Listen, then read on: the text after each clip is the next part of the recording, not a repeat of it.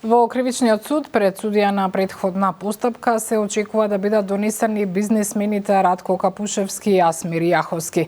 Пред судот е Дејан Трајковски. Дејан, дали веќе ги донесоа во судот Капушевски и Јаховски останатите за кои МВР поднесе кривични пријави? Какви мерки бара обвинителството за нив? Бубе, за сега не можеме да тврдиме кој е донесен, да беа донесени 5 лица, но истите во судот беа спроведени преку гаражите на кривичниот суд, па оттаму не можеме да тврдиме кој е се тука донесен, односно донесени се 5 лица од полициската станица Пролет, инаку јавното обвинителство поради тежината на делото бара притвор за 5 лица, меѓу нив е и екс-директорот на ЕСАМА Васко Ковачевски, кој е во бегство и се товари и за друго дело, односно адитив. За останатите се бара мерки на предпазливост, а едно лице веќе е во притвор, односно претходниот комерцијален директор на ЕСАМА. Инаку осомничените се товарат за злоупотреба на положбата и перење на пари. Според информациите, тие преку злоупотреби при набавки на штетни деривати се стекнале со имотна корист и го оштетиле буџетот за 167 милиони евра.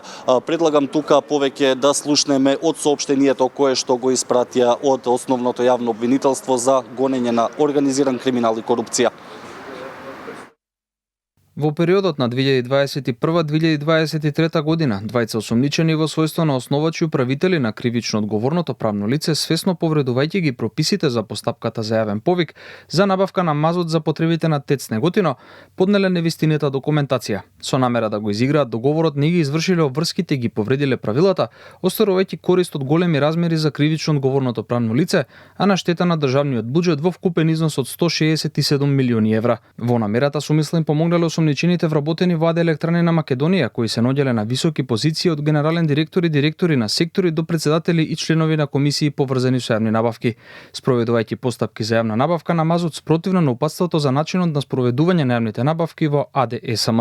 Иако знаеле дека правното лице не ги исполнува бараните критериуми за носител на јавната набавка, помогнале да се склучат договори за јавна набавка во корист на истото и му овозможиле да испорачува мазот се до 24.2.2023 година.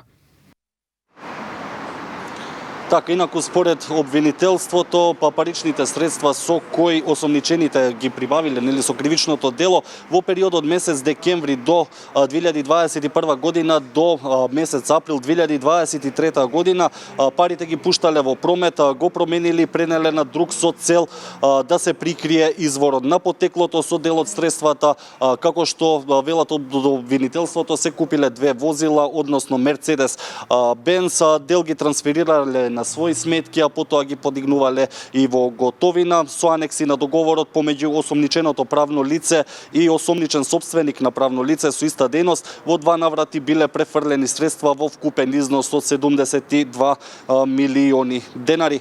Васко Ковачевски, како што веќе споменав, тој е веќе во бегство и се товари за случајот адитив.